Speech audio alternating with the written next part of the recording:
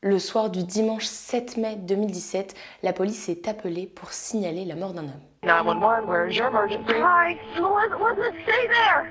Where are you I at? don't know what. Wagner? Okay, what's going on? I don't even know. You don't know what's going on? Is he breathing? Oh my God.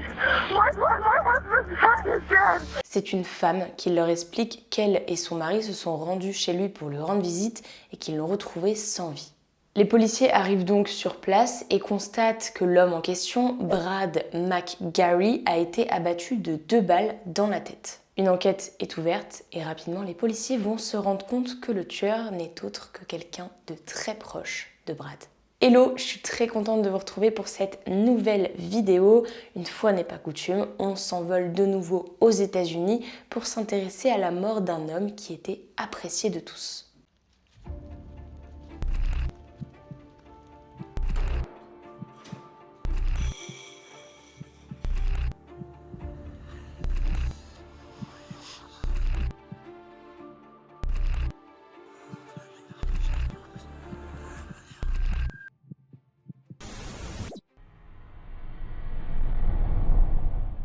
Aujourd'hui, on se rend à Bel Air, une ville du comté de Belmont, et c'est une toute petite ville. On peut même parler d'un petit village. Il y a 4000, 5000 habitants, donc c'est assez petit, et il ne se passe pas grand-chose dans cette ville. C'est une ville où il y a beaucoup de mineurs, et notamment des mineurs qui travaillent dans les mines de charbon. On ne peut pas dire qu'il y ait grand-chose à faire à Bel Air. Quand j'ai fait mes petites recherches sur cette ville, la première photo qui est ressortie est une photo de la rivière Ohio qui se situe juste à côté de la ville. C'est vous dire à quel point cette ville manque d'attractivité. Les gens, ils sont très sympas, très amicaux, tout le monde se connaît plus ou moins, forcément, c'est une petite ville. Brad Dennis McGarry est né le 24 octobre 1973 à Cambridge, en Ohio, et il a grandi à Lewisville avec sa mère. Il étudie la cosmétologie et il commence sa carrière professionnelle en tant que coiffeur. Puis il part dans la vallée pour changer de métier, changer de carrière dans l'espoir de gagner plus d'argent. Ainsi, il trouve un travail à Cameron dans une mine de charbon et c'est situé à 45 minutes de chez lui. À présent, il vit à Bel Air et il s'installe sur l'avenue Wagner. Il travaille dans les mines pour Murray Energy et même si c'est un travail difficile, pénible et exigeant, il ne se plaint jamais. Brad est homosexuel, il ne s'en est jamais caché malgré le fait que la région dans laquelle il vit est très conservatrice. Le week-end de sa mort, il était dans le comté voisin pour assister à un mariage familial. Il avait passé le samedi soir au mariage avec sa famille et le soir même, il était rentré chez sa mère afin de dormir chez elle car le lendemain matin, le dimanche, il avait un brunch avec toute sa famille. Il a donc brunché avec sa famille, échangé avec eux, rigolé, parlé, bref, et vers 15h, il était de retour chez lui à Bel Air. Ses amis, David Kinney et sa femme Sherry Kinney, étaient passés chez lui afin de lui déposer un coupe-ordure qu'il lui avait emprunté. Lorsqu'ils arrivent sur place, ils se rendent très vite compte que la porte d'entrée est ouverte. Ils trouvent ça assez étrange. Ils entrent un petit peu, ils l'appellent pour essayer de savoir s'il est dans la maison ou alors s'il est dans le jardin, tout simplement. Peut-être qu'il est sorti et qu'il a laissé la porte entrouverte le temps de revenir. Cependant, lorsqu'il l'appelle, Brad ne répond pas. Il trouve ça un peu étrange et très vite, il se rend compte qu'à l'intérieur de la maison, c'est le bordel. Les tiroirs sont ouverts, il y a plein de choses partout par terre. Il semblerait que la maison ait été saccagée. David Kinney essaie de le rappeler plusieurs fois, toujours aucun retour de la part de Brad. Il décide d'aller voir dans la maison où il se trouve. Il se dirige vers le sous-sol et lorsqu'il arrive au sous-sol, il découvre avec stupéfaction le corps de son ami Brad sans vie. Il prévient sa femme et c'est sa femme qui appelle la police. David Kinney et Brad McGarry sont amis depuis 2011. Ils se sont rencontrés au travail lors d'une formation dans le cadre de leur travail de mineur. David Kinney Jr.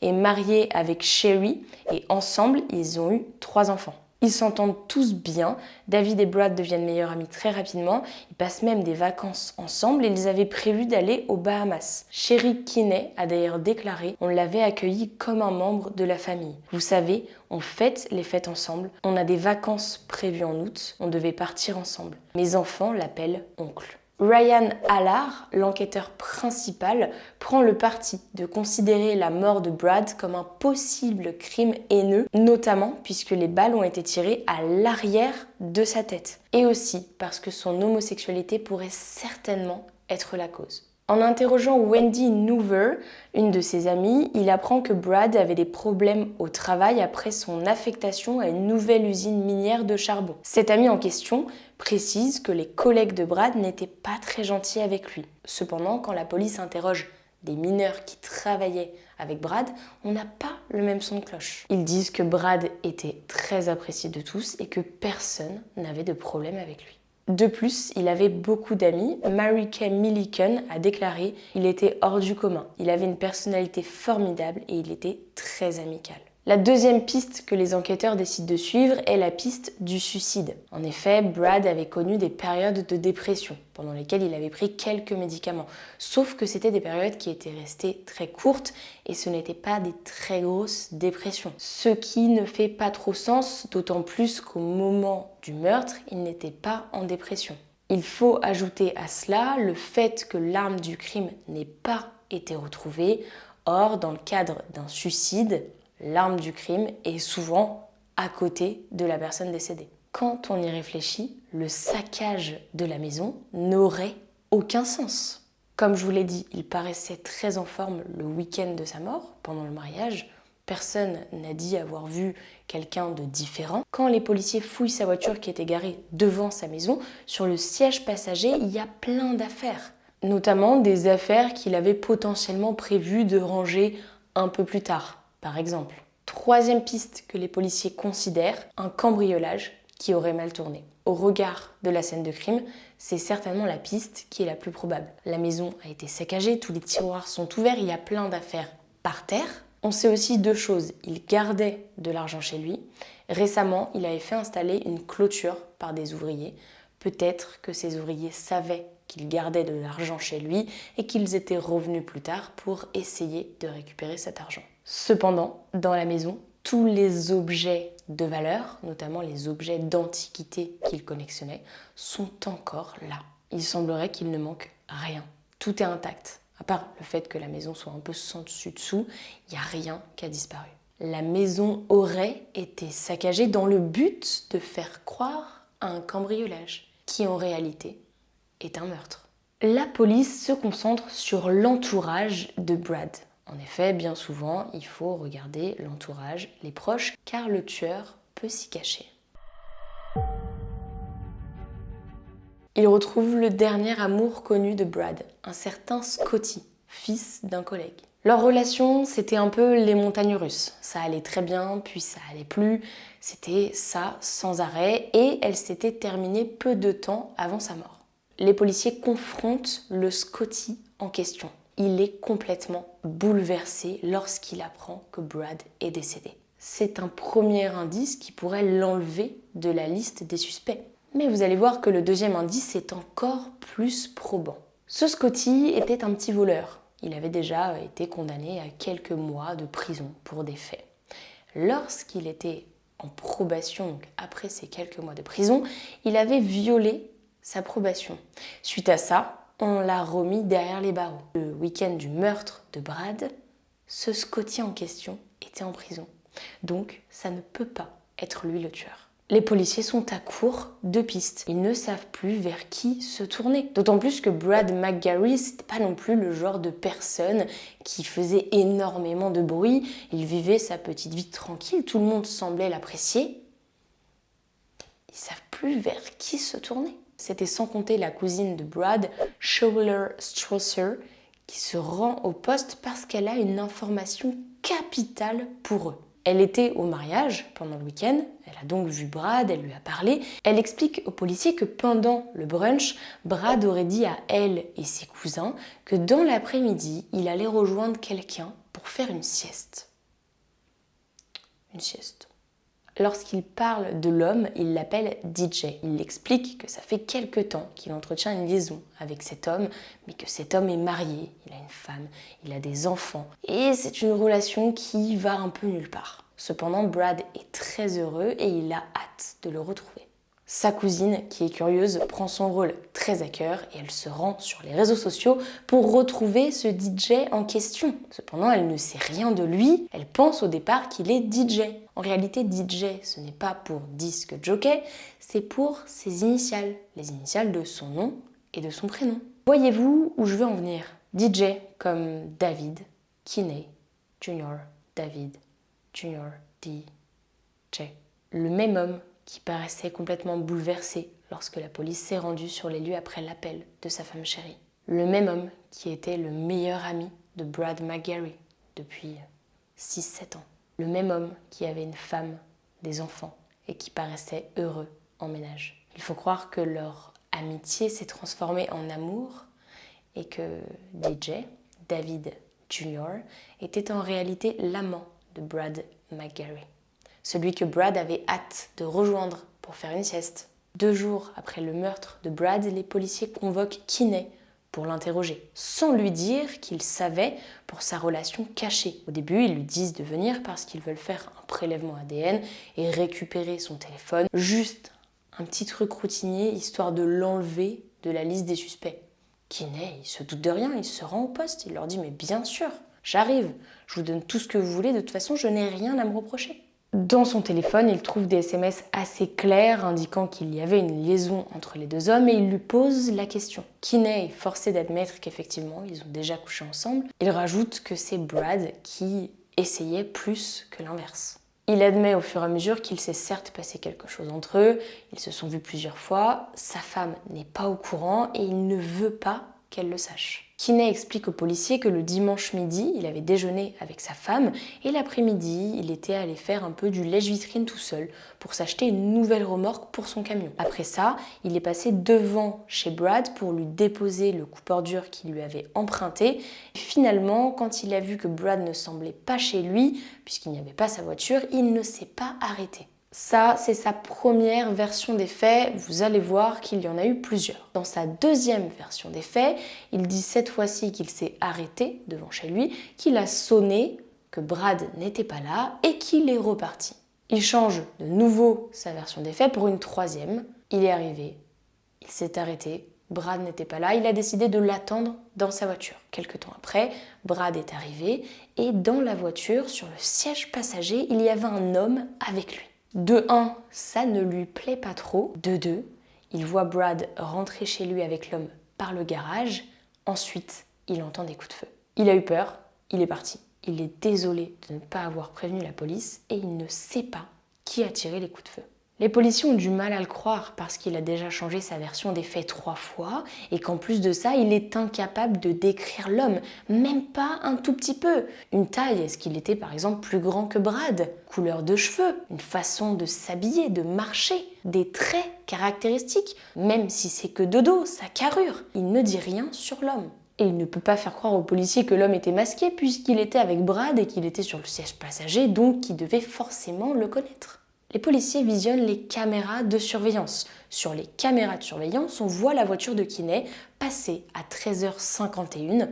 Il s'approche de la maison et à 15h03, il repart. Ce laps de temps, arrivée-départ, est confirmé par le GPS de son téléphone. Pourquoi était-il resté aussi longtemps chez Brad?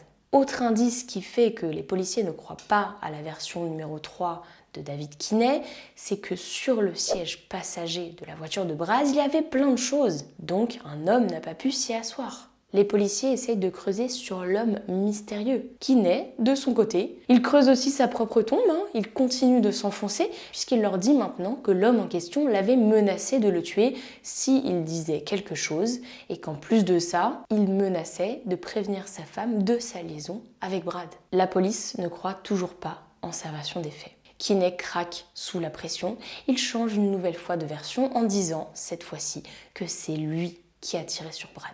Mais ce n'est pas de sa faute, c'était ce qu'on appelle de la légitime défense. Lorsque Brad rentre du mariage, il se rend compte que l'argent qu'il a caché chez lui n'est plus à sa place. Ça commence à l'énerver, il fouille un peu partout dans sa maison, il ouvre ses tiroirs, il les vide, il cherche un peu partout, ce qui explique le fait que les tiroirs étaient ouverts et que la maison était en partie saccagée. À ce moment-là, David est arrivé, il essaye de le calmer, puis le ton monte, les deux commencent petit à petit à se disputer et un sujet vient sur la table, Sherry, la femme de David Kinney. C'est à ce moment-là que Brad lui aurait reproché de ne pas quitter sa femme. Kinney lui aurait dit qu'il aimait sa femme, qu'il n'allait pas la quitter et que la liaison qu'ils avaient devait s'arrêter. Kinney explique que Brad n'a pas trop apprécié cette conclusion de discussion. Il aurait pété un câble, renversé plein de trucs au sol et il l'aurait même menacé en pointant une arme sur lui. Kinney réussit à récupérer l'arme, il la saisit d'une manière ou d'une autre et sans faire exprès, il tire sur Brad. Légitime défense. On s'est chahuté, il m'a un peu poussé, je l'ai tué. Le niveau de vengeance ici, hein. Je te pousse, je te tue. Il y a des étapes avant quand même, non? Après ça, il aurait jeté l'arme par la fenêtre. Soit dit en passant, l'arme du crime n'a jamais été retrouvée. David Kinney rentre chez lui. Il envoie un message à Brad lui disant « Hey, je suis passé par chez toi, t'étais pas là. Dis-moi quand tu rentres. » Les policiers demandent un truc à Kinney, tout avouer à sa femme. Elle est complètement sous le choc. La pauvre, hein, elle s'attendait pas du tout à apprendre autant de choses en si peu de temps. Bien que on peut se dire qu'elle devait se douter de certaines choses, mais là, le fait de tout apprendre d'un bloc, ça la choque. Même si Kinney a livré sa nouvelle et dernière version des faits, la police ne le croit toujours pas. En effet, les 2 balles qui ont été tirées à l'arrière de la tête. Alors déjà, il y a un truc qui va pas, il y a 2 balles qui ont été tirées. En cas de légitime défense, je ne pense pas que 2 balles soient nécessaires. Si vraiment ta volonté, ce n'est pas de tuer et que tu n'as pas fait exprès, tu ne tires pas 2 fois sur une personne. D'autant plus une personne que tu aimes. Ensuite, le fait que ce soit à l'arrière de la tête prouve bien qu'à ce moment-là, Brad était de dos. Donc, il a certainement, je sais pas, voulu partir ou... En fait, le problème, c'est qu'on ne le saura jamais puisque Kinney n'a pas vraiment rechangé de version des faits. Et surtout, il n'y a pas eu de signe de lutte sur Brad et dans le sous-sol. Il manque de preuves, donc on n'arrive pas à vraiment construire cette histoire. Lorsqu'on regarde aussi la dernière version des faits de Kinney, il dit qu'au début Brad était énervé à cause de l'argent, puis qu'ils se sont disputés à propos de Sherry. Il mélange un peu tout ça, et donc on ne sait pas réellement quel est le motif de sa légitime défense. Son avocat Chris Gagan dira que David Kinney n'est pas une menace pour la société, alors que le procureur Kevin Flanagan veut tout faire pour le faire inculper, car il n'a fait que évoquer des mensonges sur des mensonges. Ce qui a par ailleurs retardé l'enquête. D'autant plus que l'arme de calibre 22 n'a toujours pas été retrouvée chez lui et que Brad ne possédait pas d'arme de calibre 22 mais plutôt un Derringer de calibre 9 mm. C'est un ami à Brad qui a dit qu'il possédait cette arme. Donc déjà, on a 2 armes qui sont différentes. Brad n'a pas de calibre 22 chez lui. David Kinney est inculpé de meurtre avec circonstances aggravantes. Suite à ça, il plaide non coupable car il continue de dire que c'était de la légitime défense. Lorsqu'on regarde dans le téléphone de Brad, on se rend compte que via ses messages, il était un peu contrarié par le fait que Kinney ne lui accorde pas beaucoup de temps, mais qu'il comprenait aussi, puisqu'il était marié, il avait des enfants, et qu'il était ok avec le fait que cette relation allait s'étioler et que petit à petit, ils allaient recommencer à devenir amis et rien de plus. Il était d'accord avec ça.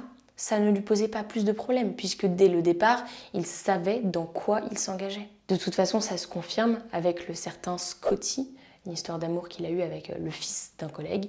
Il allait et il avait certainement déjà tourné la page. David Kinney est reconnu coupable de meurtre avec circonstances aggravantes, avec usage d'une arme à feu. Il est condamné à la prison à vie sans possibilité de libération conditionnelle, plus 3 ans de prison ferme.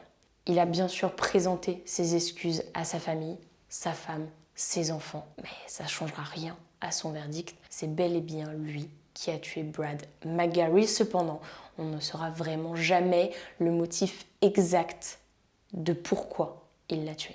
Peut-être que c'est lui, finalement, qui n'arrivait pas à concevoir le fait que Brad tourne la page. Voilà, c'est la fin de cette affaire américaine. Comme d'habitude, je vous attends dans les commentaires. N'hésitez pas à me dire si vous la connaissiez. Et moi, je vous dis à très vite pour de nouvelles histoires.